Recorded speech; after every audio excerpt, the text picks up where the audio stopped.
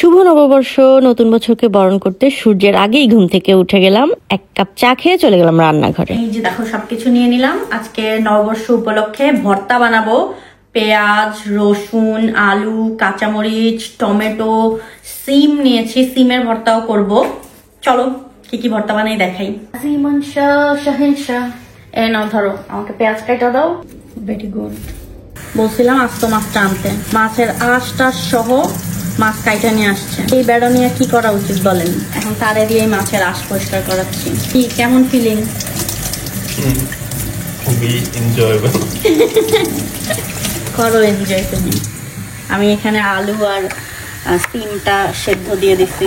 আমি আমার মতো করে সবকিছু জোগাড় যন্ত্র করে নিচ্ছি।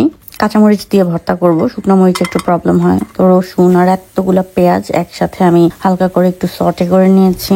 একটু করে অয়েল স্প্রে করে শুটকিটাও একটু ভেজে নিলাম। এরপর এই যে সব কিছু নিয়ে একসাথে আমি এখন আসন পেতে বসবো। ভাত আর ডাল চড়িয়ে দিলাম চুলায়। রসুন আর মরিচটা একটু আধ ভাঙা করে আমি বাটনা দিয়ে বেটে নিব আর কি। লবণ, পেঁয়াজ, মরিচ, ঘি দিয়ে আলু ভর্তাটা বানিয়ে ফেললাম। সিম ভর্তাটাও বানানো শেষ। এরপর টমেটো ভর্তা, চামড়াটা ফেলে দিব। ডাল সেদ্ধ, পেঁয়াজ মরিচের ভর্তা এবং সবার শেষে বানাবো শুটকির ভর্তা। এই যে আমার ভর্তাগুলো রেডি। এরপর ভাজবো ইলিশ মাছ।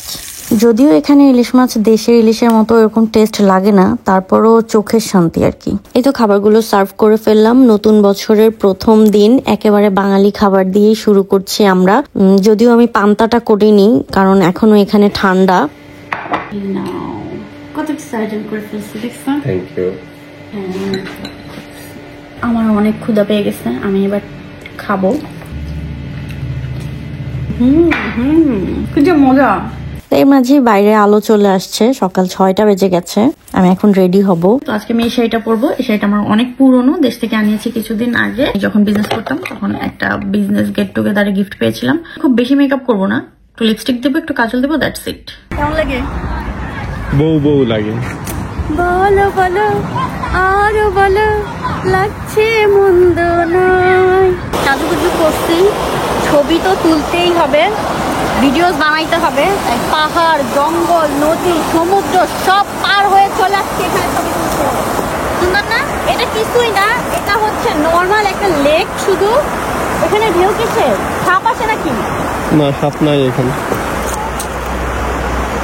ঢেউ তো এদিকে আসতেছে না। চলো না না না না চলো। আরে এখানে আরেকটা মজার ব্যাপার কি হয়েছে জানেন? আজকে সারাদিনের ওয়েদার আপডেট, বৃষ্টি দেখাচ্ছে, আকাশও মেঘলা। তবে আমি যখন বের হয়েছি হুট করে কিভাবে যেন সূর্য উকি দিয়ে দিল। মানে জাস্ট হাফ এন আওয়ারের মতো ছিল, আমার ছবি টবি তোলা শেষ, সূর্যও চলে গেছে, আকাশ আবার মেঘলা হয়ে গেছে। মানে কি বলবো, মনে হচ্ছিল আমার জন্যই সূর্যটা আসলো, আর নিজেকে অনেক বেশি স্পেশাল মনে হচ্ছিল। আর আমার ছবি ভিডিওগুলো অনেক সুন্দর আসছে।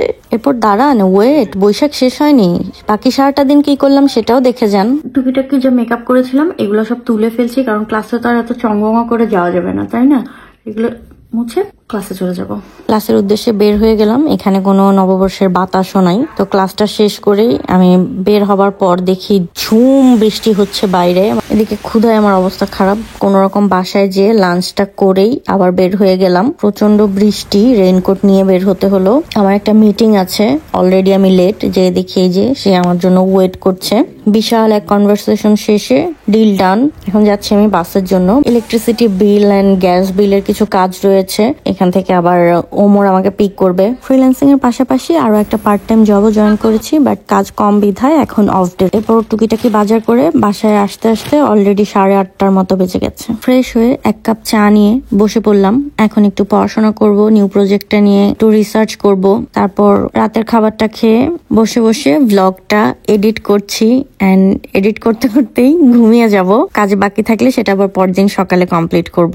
তো এই ছিল নববর্ষের একটা দিন। 3-4 মিনিটের ভিডিওতে খুব শর্ট ভাবে দেখিয়ে দিলাম কি কি করলাম এই একটা দিনে। তবুও বাসন মাজা, ঘরের কাজ এগুলো অ্যাড করতে পারিনি ভিডিওতে। চাইলে ব্লগটা আমি সকালে সেই সাজুগুজু পর্যন্তই শেষ করে দিতে পারতাম, তারপর মনে হলো না, আজকের দিনটা অ্যাটলিস্ট একটু শেয়ার করি। একটা দিনের রুটিন দেখালাম, এর চাইতে আরো বিজি ডে যায়।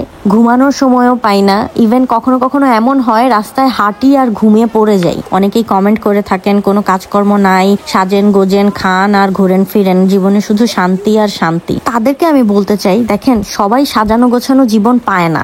অনেকেই আছে যাদের সারা জীবন স্ট্রাগল করে যেতে হয়, এন্ড আমি স্টিল নাও স্ট্রাগল করে যাচ্ছি। আর মানুষকে তো যতদিন দিতে পারবো ততদিন ভালো, না দিতে পারলে খবর নাই। এই সব কিছুর মাঝখানেও এই যে ফটোস বা ভিডিওস গুলো দেখেন, এগুলো শুধুমাত্র আমাদের রোবোটিক জীবনটাকে একটু প্রাণবন্ত করার জন্য কিছু মোমেন্ট আমরা নিজেরা ক্রিয়েট করে নেই। মানুষ তো ভাই বাঁচতে তো হবে নাকি? কিন্তু দেখেন সেটাও হচ্ছে আপনাদের সহ্য হয় না।